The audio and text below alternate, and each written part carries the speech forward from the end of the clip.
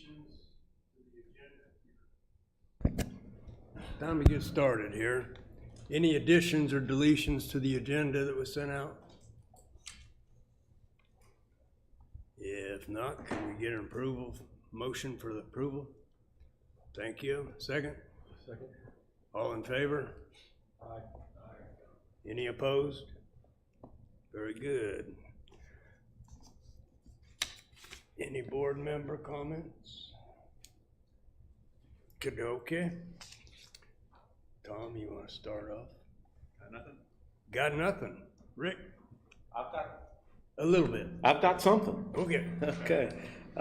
So last month, we started bouncing around the idea of a grass carp trap on Loch Lomond. And sent you guys, or I sent Matt a letter to be dispersed amongst the Lakes Committee. And we can go over it here. But anyway, the crux of it is we would need to make a fence across one of the coves on Loch Lomond, and the cove that we chose was the back of Tyree. Tyree kind of splits that little peninsula you see at the bottom of the page there. It kind of splits the cove, which makes the ramp. The ramp isn't impacted at all, and neither is the shoreline fishing from the other side of the lake. So this was the most ideal place. It needed to be fairly shallow because the fence we're putting in is 6 feet, so we can't have the fish swim over the fence. So anyway, we bounced this idea back and forth. I think Brett Araby had the original idea to do this, and we had thought about it before and wasn't really quite sure how some of our other efforts were going to pan out.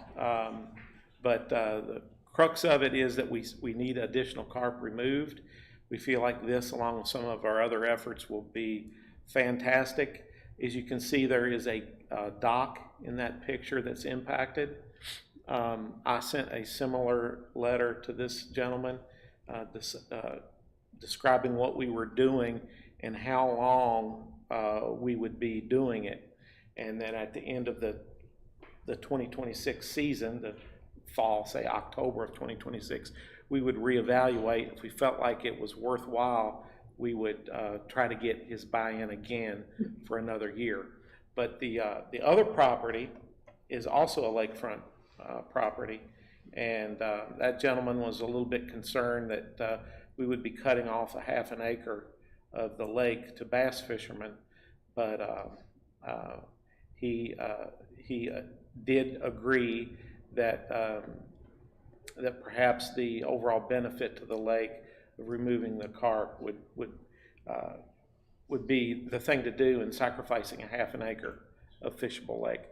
So in the manner of a month, we went from an idea we were tossing around to we just finished it about an hour ago. We've got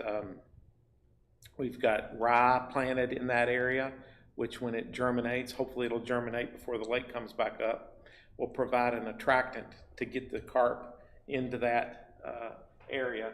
And if I can just, it works like a funnel trap, like you would have for minnows. So the carp, as they go along the shoreline feeding, they run into this impediment, this fence, and so they move out to deeper water attempting to get around it. Then they run into this horizontal fence kind of here, and it just funnels them right in. And as you can see by the construction of it, it would be hard for them to find this opening to get back out. The funnel directs them in, but there's no funnel directing them out. So we're going to rely on this gentleman and our lake rangers to let us know when the area fills up with fish, and then we will go out and remove them. So it's kind of a passive effort. It has good potential, and we'll keep our fingers crossed. Are we going to have any markers to make sure that boats don't run into it? The fence will stick above the water about a foot. We can flag it. We can put flagging on it, but it's a no wake area, and people should be going slow anyway. I do it anyway. Yeah. Is this, once the fish are in there, is it electrofishing you're gonna use? That's how we would remove them, yes, yeah. And we're gonna leave access to where we can open up a corner of it and slip in and do our thing and get out. But it's repeatable. We ought to be able to maybe once a week or once every couple of weeks go in and when a lot of them pile up in there and get rid of them. So. We had talked about doing this also in the back of Waterfall Cove. Was that looked at? And if it was, why didn't we do that? That was looked at. The bang for the buck is a whole lot better here.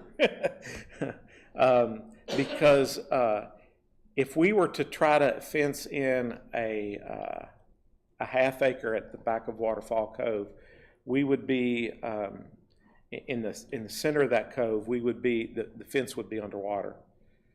So we would have to have longer posts, probably 2 layers of fence, one on top of the other. If this works well, I think this will suffice. And the other part of it is my budget's already extremely tight. So What was the cost on this? I had to get kind of thinking outside the box on this one. We have an account with Lowe's, which gives us a rebate for using our credit or our account at Lowe's. And so there was rewards money that allowed us to get the posts, and then the fence was about $500. So, and then the grass seed was another, I think it was about $50 for the rye seed. And we had help from the Fly Tires on short notice. I contacted them this morning, and we got some help from the Fly Tires.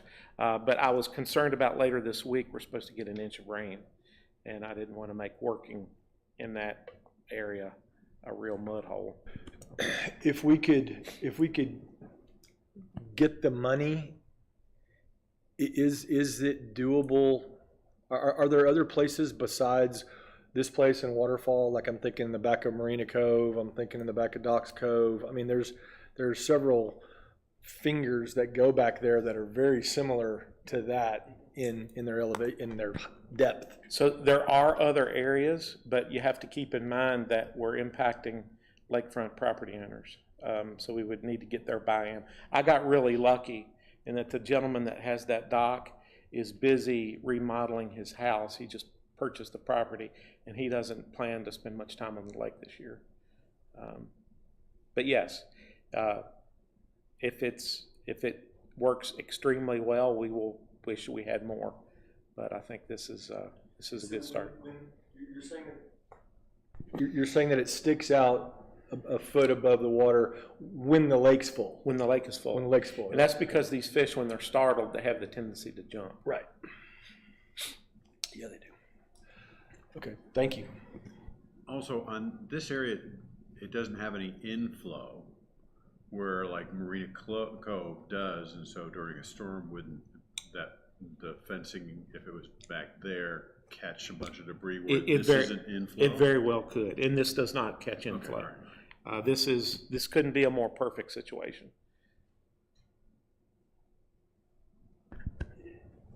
Hey, Rick, is there anything we can do for the property owner, like a thank you for,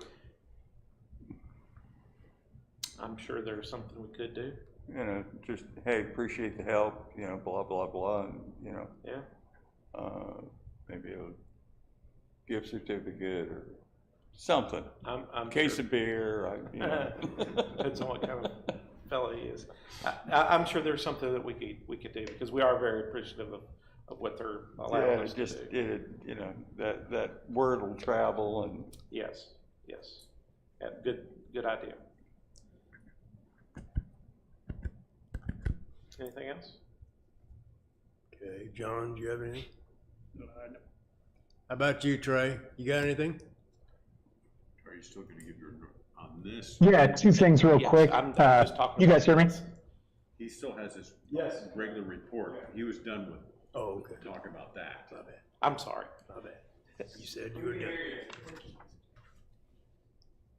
Just real quick, 6 weeks to marina opening, April 1st, and then as Rick may get into later, we're going to close the valves back up on March 1st.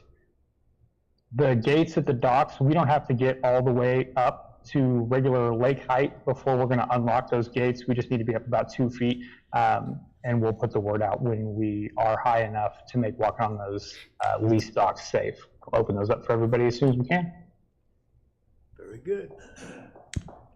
I'll circle back around. Okay.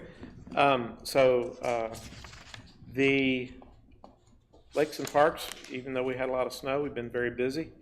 The drawdown again, valves get closed on Monday, March 2nd. We have removed the gravel from Granton, and so that courtesy dock is good to go. We have completed the redecking and the replacement of the floats at Tyree and Stony Kirk. The guys waterproofed those today, so they look really good, ready to go for the season. The Rangers had kind of a slow month in January, 966 contacts, 65 non-members removed, 8 contacts by boat, and 19.25 hours on the water in January. We did have kind of a concerning trend. When we had ice cover on the lakes, we had a couple incidents of children out on the ice, and I just wanted to reiterate that we almost never have safe ice here in Bella Vista. The volume of, even though it's really cold, the volume of water in our lakes takes an incredibly long time to get cold and freeze over, and so but we had to get the kids off the ice. Those numbers were about half of what a normal winter month is. We had 2,135 contacts in December and 1,377 in January of 2025. Grounds Hey, maintenance. Rick, will you help me? When you say contact, it's literally just a ranger pulls up. So if a ranger pulls up to your pontoon boat and you have 8 people on your boat, but one person does all the talking, that's 8 contacts. Not to say that that's right or wrong, that's just how we've always tracked it. And so that way we can compare year to year. But as the ranger is driving by and he sees a boat and there's 4 guys in it, he doesn't count that as 4? No, Okay. not unless there's an effort made to speak to them. So we did a lot of proactive maintenance with the cold, snowy weather. We cut off all the bathrooms' water just to try to prevent burst pipes. And so far, we don't have any issues as things have thawed out. Let's see. We're still working on our dams in anticipation of our permit renewal that'll happen later this year. We're going to get 3 structures around our porta potties in the most obvious locations this year, and we're adding 2 additional kayak racks. We're always going to do Lake Avalon, but we've also decided to do another one, which will be number 4 at Lake Ann Park. I think the scenery on that lake really draws out the kayakers, and it currently has a waiting list of 60 people. So the 20 that we gain by building the structure will be sold out almost right away.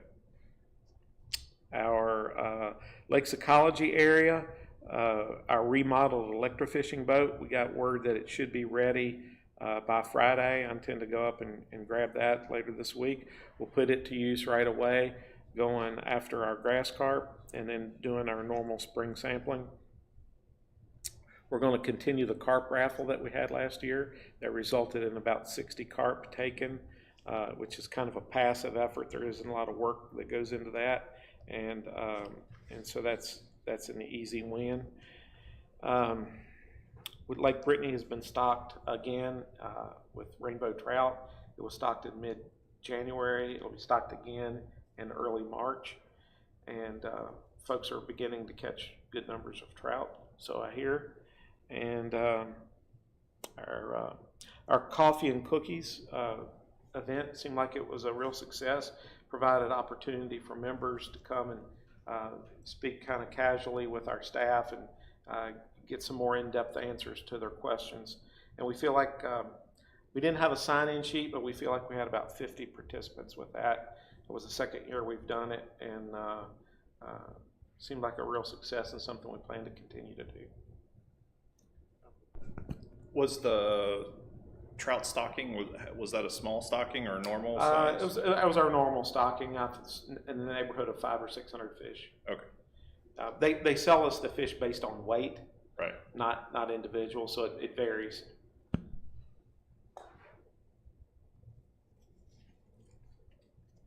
Now are you done? I am done. Okay. Old business, we got anything new on the, I mean, we talked about the grass carp traps. Anything with the new aquatic vegetation growth? It's kind of the off-season for growth right now, but We're still looking at finding sources for some of the native vegetation. As it warms up in the spring, we'll be looking for that. Also, two things I failed to mention. Chris will likely be looking for SECI volunteers for this year, taking the measurements on the lakes, which goes into the formula which allows us to fertilize. And we're also going to be opening our summer ranger positions in about mid-March in order to get people ready to go by mid to late April. So should be a couple open positions this year. okay. Anything more news on stocking threadfin shad or anything like that? Gizzard shad? No, so the threadfin shad we stocked last year, we went out in the fall to attempt to find them, and they are not the easiest things to find. We did not see any. That doesn't mean that they're not there, because we also didn't see any of the gizzard shad, and so you kind of expect to see one when you see the other. We're going to be looking for them again this spring. Just wanted to reiterate that we are on the edge of their range, and that our winters tend to get too cold. So I'm not overly confident that we will find them, because they just might not be there. That you won't find any threadfin? That we won't find any threadfin. Yeah. The gizzard shad are there for sure. And some of them are big. Up to 22 inches. Yeah. Big enough to fillet. Loman drawdown, everything's still scheduled March 3rd. March 2nd. March 2nd. Everything's good for. We've got all of our work done except digging out some fishing lanes for Tyree, and that's going to happen real soon. Okay. Just a note on how quickly the lake fills up. So sometimes there's some misunderstanding about that whole process. We don't actively put water in the lake. It's up to Mother Nature. So we cut the valves off, and then there's generally some water that moves through the lake. So even if we don't get rain, it does come up slowly. But we usually hit the spring rains sometime before the end of March, and so it may take a couple weeks, it may take a month, but we should be ready to go before the warm season. Okay. Anything else concerning any of this old business? I've got a couple things. The three ponds below the dam, those are full of bluegill, and when are those going to be put in the lake? This fall. So we're trying to get 2 years on those bluegill, because if we can get them up to 4 or 5 inches, 6 inches, get them in the lake, we're not wanting to have those fish become food for bass. We want their offspring to become food for bass. So we're trying to increase the number of brood stock in the lake, and then their offspring will do the work. We don't want them consumed immediately when we put them in. So we're getting 2 years on those. Rick, question. Yes. What's the estimate of bluegill in those ponds? And how did you estimate that? So we don't have an estimate for what's there. Okay. We know that last year's pond that we harvested produced 10,000. And the fish that were 4 to 6 inches long, we probably had 2,000, and the rest were made up of smaller fish. But in total, we had about 10,000. So hopefully 30,000 It's possible. in all of them. Okay. And then my other question is, and this is probably more for Tom. I had a gentleman who went and registered his boat or paid his new dues and did all this kind of stuff, and he noticed that the rangers were going to be given ticketing and fining power. And we talked about that a few months back, and I just wanted to make sure that I was giving him the right, because his concern was, does that mean somebody on the lake can now call a ranger and tell them that I had in their opinion, I had a wake and I'm going to get a ticket? And I said, no, that's not what it's for. It's really for egregious offenses that we can have the power to do. There's not going to be, I mean, if you're going 35 miles an hour through Tyree and a ranger sees you, he'd probably write you a ticket. But there's not going to be any reporting, where people are going to be getting ticketed by somebody saying, "Oh, that guy pushed a wake." That's not going to happen. Correct. And remember, yeah, I mean, our main thing is, they're going to give warnings initially, and the ranger has to see it. Or actually, technically, the way the policy is written is an employee must see it. So. Because a video may or may not be, obvious enough that an offense has occurred, and we're trying to get the egregious ones, and make sure that people conduct themselves in an appropriate manner or alike. So, and with that being said, we're all going to learn how this first year goes. Bob Walker, our lead ranger, just stopped by this morning, and he had the iPad, the swipe. So it's going to be a learning process for us, but we're just trying to, if you don't do anything wrong, you don't have anything to worry about. But if somebody doesn't have any life jackets, in their boat, if somebody's out there at night without their lights on, all that kind of stuff, and and a ranger actually, that's what it's for. I mean, that was our and remember, I encourage everybody to go online to look at the policy, because it details out, when you get a warning and when it goes straight to a fine. I mean, if it's a DUI, you're going straight to the fine. But if it's a life jacket issue, you're going to get a warning, and then we're going to track it and make sure that when they come back, okay, hey, this is your second time, so forth. So I encourage everybody to view our policies, which are available on our website, and it gives a lot more information. And all this information was included in this year's Lakes rules and regulations. So it's all in there. We added every single bit of it. So we're trying to be as clear as possible to our boat users. Any other comments? Okay, we need to do a vote for the upcoming non-member events. The Kids Fishing Derby, which is usually in May, and the Kayak Demo Days, which is in June. Start with the Kids Fishing Derby. Do I get a motion to accept, or is there any comments first, anything? Is it like the first Saturday in May? Yeah, something tells me it's the 9th this year, whatever that Saturday is it? It's around there. It's a little, I'm sorry. It's a little bit earlier this year, but it's at a time that doesn't impact the golf course. We're out of there by noon, and by the time they play around, we're out of there. Any questions, comments? And where is it?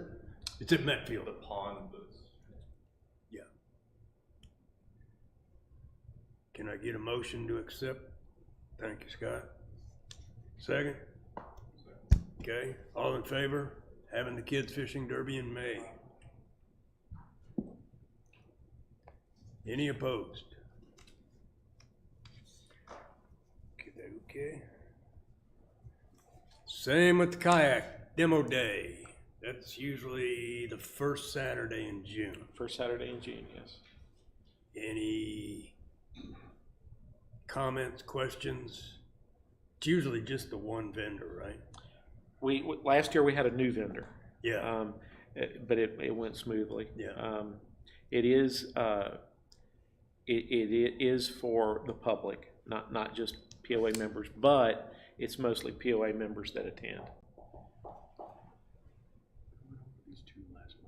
Any questions, comments?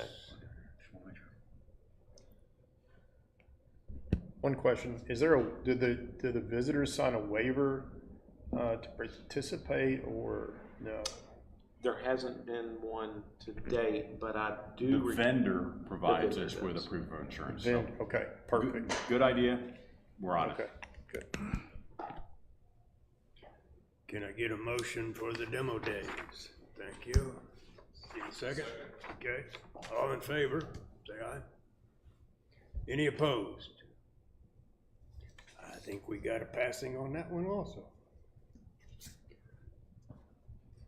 Anybody back in the back, got any comments, questions?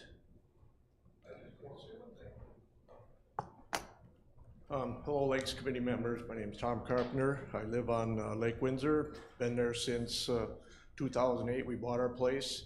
I'm just curious on what how you guys are going to go about maybe helping the fishing out in there, because it's been downhill. 13, 14, 15 were really good fishing, and I'm probably one of the guys on that lake that fishes more. The only things that are probably on that lake more than me are the waterfall, because I'm out there all the time, and it is definitely going down. So I'm not going to say too much about it. I'm just wondering if you have any suggestions on how we can improve it. I know we're going to try to get rid of all the small bass, which fly tyers will help on that. We'll try the best we can, but I'm thinking maybe getting some other fish in there too, just think about it. I can respond a little bit to that. So the getting rid of the small bass is number one. Two is reestablishing some vegetation. If you're talking about 2015, 16, that time period of being really good, well, that came off of a time when we had a lot of vegetation in the lake. When John first got here, he spent 2 years trying to spray and get rid of vegetation. Well, when I came here, you had the solar bees out there Yeah. on Windsor, and then they took them off. Yeah, they were determined that it was, the solar bees were too little benefit for such a large body of water. But, so you saw the benefit of having that vegetation in the few years after it was gotten rid of. And that similarly, we saw that on Loman. In 2017, 18, 19, things were really good on Loman. Then we had the invasive parrot feather take over, and it did take over really quickly. And the chemical applications that we attempted, we were just chasing our tail with that. So that initiated the carp stocking. We got rid of that weed. Now we're in the process of removing the carp and reestablishing the vegetation. And then the fishing will improve. Well, what I was also, getting with the Bellafish fly tyers too, see if there's some way that we could use Windsor as maybe like a test lake, and we help out if it's all right with the guys, and we'll help get some crappie in there, we're gonna put structure in, we're gonna help out with all that. But I'd like to maybe devote that to get some decent fish in there, and then if it works, then we'll go to a different lake and help out on different lakes, but So. it's just a thought. Yeah, so the bluegill are really what you want to get established. The crappie become competitors with the bass when they get of size. But what I wanna do is, I don't wanna do the small fingerling crappie, I wanna go like 6+ inch crappie, cause they can reproduce within a year, that size. They don't reproduce every year, but they got a better chance, they're not gonna be bait fish at a 6 inch either, you know. Yeah, That might but help. if your goal is to improve bass fishing, you want to stick with the bluegill. There are crappie there, and when No, we, I've caught some crappie there, but only a few. Just Yeah. like sauger, I've only caught a few in there. And when- Swipers, I've only caught a few. yeah, and when we create an opening by removing those small bass, the crappie will naturally do much better. Well, that's why I was saying if we could just add, bump a few more, because I know you're just concentrating on bass now. But if we could turn that lake into maybe like a decent crappie and bass lake. Another lake, we could turn it into a walleye and, you know, a bass lake. Another one, you got Brittany for the trout. So it'd be nice if could We switch do a off lot of different things lakes. we favor certain management strategies on our lakes as they are. So we just need to do more of what we're already doing. That's all I have, thanks. Okay, thank you. I'm just down the lake from Tom. My name's Mark Horwittle. I've been here 20 years, and my observation is that 20 years has been a fairly linear regression in terms of the fishing. I mean, it was really good in the early 2000s when I first came, and you know, just quality of the fish was much better. In recent years, you got a lot of fish, but they're, you know, like this, and you don't even see the larger fish along the shoreline like you used to. Also, I mean, I've gotten sort of, as I've gotten older, you know, wanted to fish off the dock, and started to enjoy red ear fishing, and now you're not putting any in. One of the things that concerns me is that, and I haven't paid that much of attention to what's been going on. A lot of times I'm not even here this time of year, but the weeds are in, the weeds are out, the carp are put in, the carp are taken out. There's a lot of effort going back and forth, and it doesn't appear to be a real long-term plan. And I'm concerned with just the focus on bluegills. I mean, I grew up in seeding farmers' ponds and strip mine lakes in Illinois, and you throw a few of them in, and before long you had 1 million of them. They're not the primary target of a lot of fishermen, mostly bass. But I would say that you know, the red ear provided a nice, not only a forage fish, but they also don't eat all the other fish, and you're not putting any of those in. So I'm concerned because you can't catch anything. I mean, I spent out, you know, probably 12 hours and 3 trips with my sons recently to catch anything at all on Windsor, and you know, that's not a lot of fun. So the primary issue with why we do bluegill and not red ear is that red ear do not consume an artificial diet. So when a fish is about 3 inches long, 2 to 3 inches long, they transfer from feeding on plankton and that kind of thing to invertebrates and other fish. And so to get a red ear that's any bigger than about 3 inches to stock is very, very difficult and cost prohibitive. If you stock fish that are less than 3 inches, yeah, you can get a bunch of them, but you're just feeding the hungry bass. And not to mention, bluegill will spawn up to 5 times a year. With red ear, generally you get 1 spawn. So the bluegill produce a lot more offspring, which feed your bass. So that's the primary reason that we stick with the bluegill. You know, again, I've been a fisherman my entire life, and I've not necessarily here, but other places, you know, helped build up populations. Bluegill's never been an issue. I mean, you throw a few bluegill in a farm pond, and before long it was loaded with them.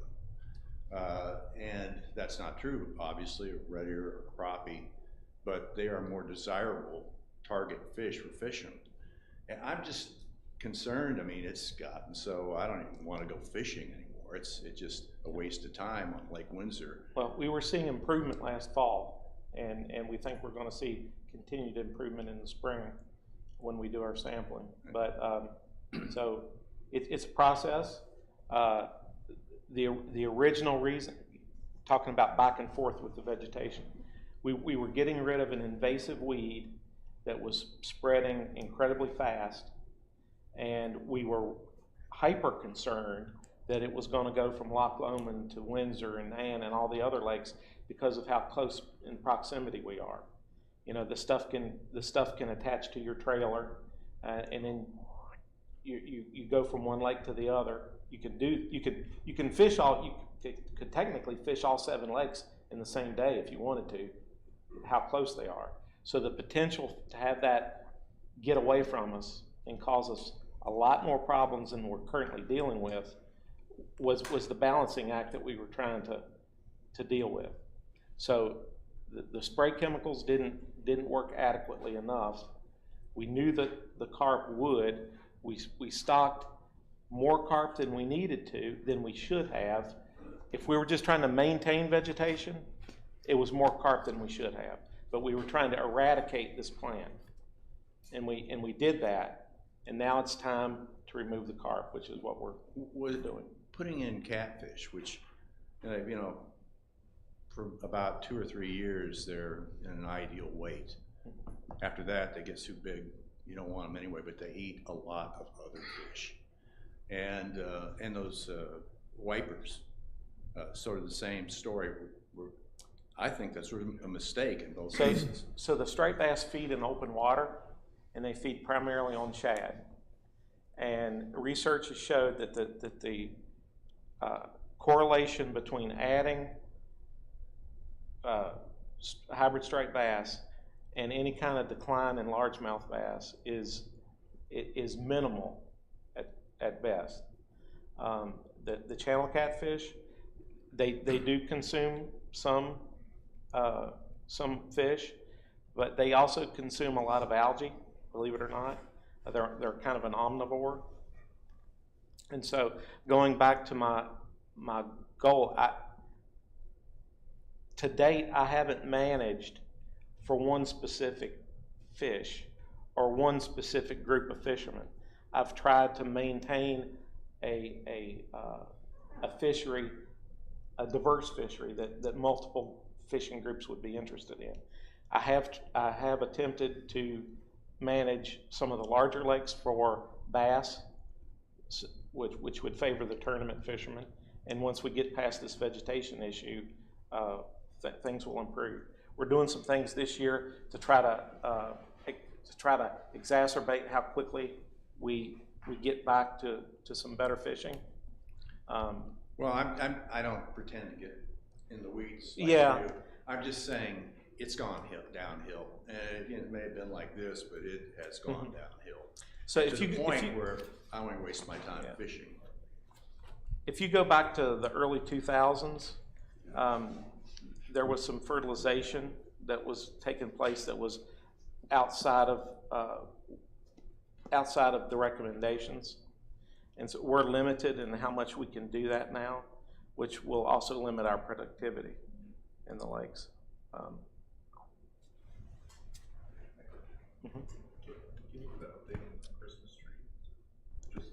Christmas trees are mostly in the lake. Lake Windsor, we've staged at Pontoon Park this year.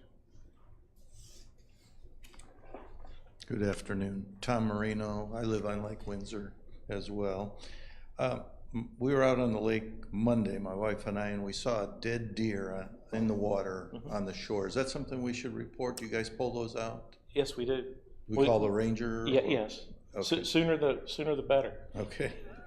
Don't touch them either. Yeah. They don't keep very well. The new boat regulations, I registered my boat on Monday, and I was happy to see that the person who did my registration definitely pointed out to me that there were new regulations. So that's a good thing. the Segi Volunteer, is that something, you know, I live on the lake, it's easy for me just to go down to my boat. Are you looking for people to go all around the lake or just to do in their area?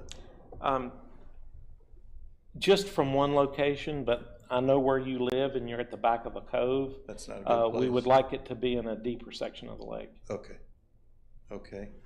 I'm also the Fly Tire treasurer this year, and as you know, you guys are building a kayak launch with our financial help. When do you want the money for that? I think what we'll do is we'll collect the receipts on it and then provide you those receipts, Okay, and then you can pay us after the fact. okay. And then this is probably for Tom, but anyone who knows, again, we were out on the lake Monday and they were filming at Pontoon Bay. Any idea what they were filming? Yeah, we've actually, they're doing, Larry told us about this. Duck Dynasty people. They're the Duck Dynasty people. So they came to us, they signed an agreement, we made a little money off of them, and so we're filming some sort of movie. If they're looking for extras, we'll call you. All right, we were just very But curious. yeah, we did one about 6 months ago, a Lifetime movie and so forth. So you know, some local film crews are learning that we are a beautiful place to film. Okay, thank you. Anything else?